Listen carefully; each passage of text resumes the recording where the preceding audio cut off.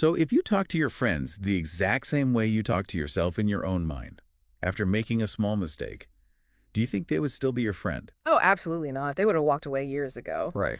I mean, honestly, we use such harsh, painful words with ourselves, when really we should be acting as our own kind coach. Yeah, we totally should.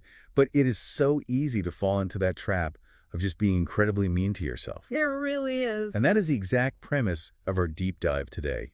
We are unpacking this fascinating transcript from an educational series called Skillify English. Which is such a great series. It is. They use this story-based English learning approach.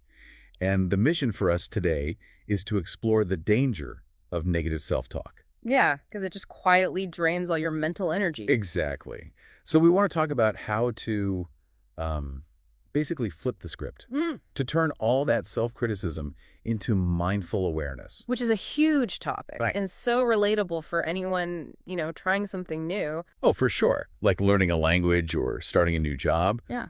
But before we can stop that inner critic, I feel like we have to understand why our brains even create this mean voice in the first place. Right. Like, where does it come from? Yeah. Because kids aren't born doing this, right? No, they definitely aren't. And the source actually points to a psychological root for this. It is basically a misguided attempt at self-protection. Wait, protection? By being mean to yourself? Yeah, exactly. It sounds backwards, but it comes from when we were children. Our brains learned that making mistakes in front of other people leads to pain or, embarrassment. Oh, I see. So the brain is like, let me scold you before anyone else can. Yes. It is hoping to soften the blow. If you judge yourself first, the external judgment won't hurt as much. Wow, that is wild. Yeah. But there's this analogy in the source that I just enthusiastically circled. They compare this defense mechanism to putting on a heavy spiked shield of armor. A spiked shield. No. That is such a vivid image. It really is. Because sure, it is designed to protect you from other people.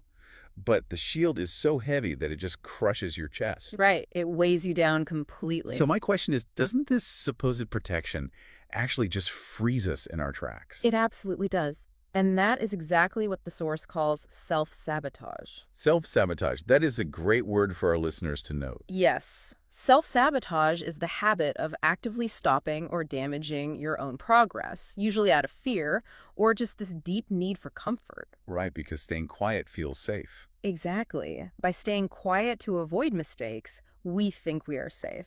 But our comfort zone just turns into a cage. A cage. Wow. So if this shield of self-sabotage is actually trapping us, we have to replace it, right? We do. We need a totally new internal persona. We have to transition from being a critic to being a coach. I love this part.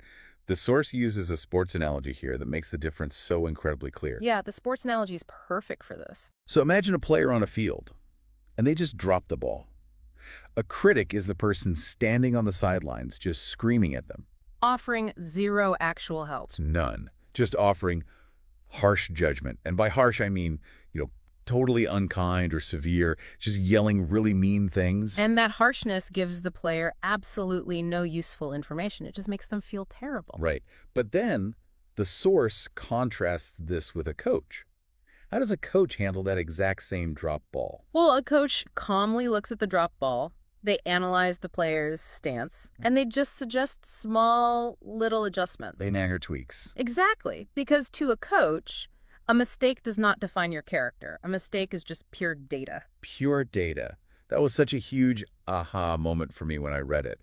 Mistake is just a temporary action, not a permanent label. It changes everything when you see it that way. It really does.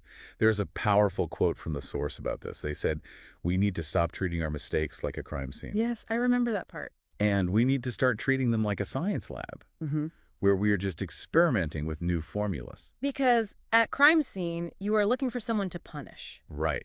But in a science lab, a failed experiment is just, it's just information. It is just data telling you to try a different formula next time. No guilt required. I absolutely love that. But okay, let's get practical for a second. Sure.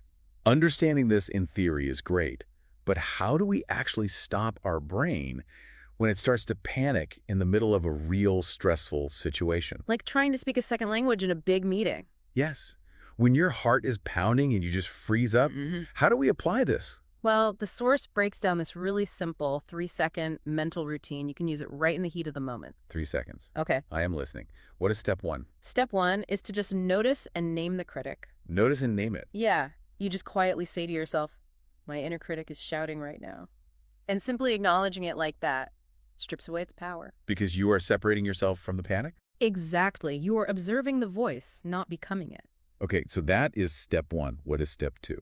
Step two is to validate the feeling. Validate the feeling, like telling yourself it is okay to be nervous. Precisely. You remind yourself that it is completely normal to feel nervous. Trying something new is brave. So you aren't fighting the fear, you're just sort of accepting it. Right. And that leads to step three.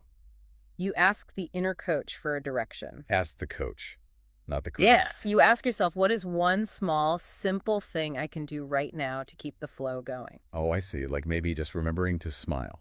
Or Yeah. using a soft starter phrase to buy some time. Exactly. Just one tiny action. Doing that third step would make a person feel completely grounded. Yes. Very grounded. And for our listeners, when we say grounded, we mean pulling yourself out of that emotional panic, bringing yourself back to a calm, stable, and sensible present moment. That is a perfect definition. It anchors you right back to reality. So we have this great 3-second reset. But there is one final step to really mastering our internal monologue, Yes, there is. We have to change the actual vocabulary we use on ourselves every day. which the source calls flipping the script. Flipping the script, I love that phrasing.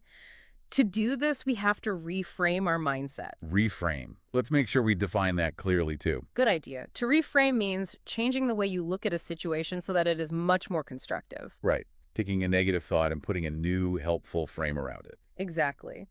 We have to change these fixed negative labels into active, growing statements. The source gives such a great example of this, the whole reps concept. Oh, the reps concept is fantastic. So instead of saying, my English is terrible, I'll never be fluent, which is just a total dead The end. very harsh dead end. Right. You catch that and you flip the script. You tell yourself, every mistake is just a rep that makes me stronger. Like lifting weights at the gym, doing repetitions or reps. Yes. It turns this exhausting uphill battle of learning into a fun, active workout. You aren't failing, you are just building mental muscle. Every mistake is just a rep. I really love that.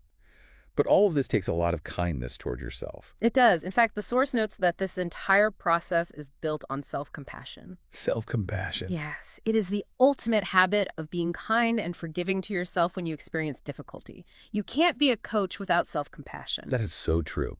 And it really brings us to the core takeaway from all this source material, Which is that your brain is listening to every single word you say to it. every single word. So you must choose to be a kind coach, not a harsh judge. Reframing your struggles as feedback turns your failures into actual progress. So, for you listening right now, the next time you slip up or make a mistake, try this out. Just take a slow breath. Exactly. Take a breath, forgive your human moments, and just keep moving forward with pride. Because you are trying, Yeah. and that is what matters. But, before we go, I want to leave you with one final thought to mull over. Oh, I like where this is going. Well, we started by asking if your friends would stick around, if you spoke to them like you speak to yourself. And we agreed they wouldn't. They definitely wouldn't. But what if we flipped it?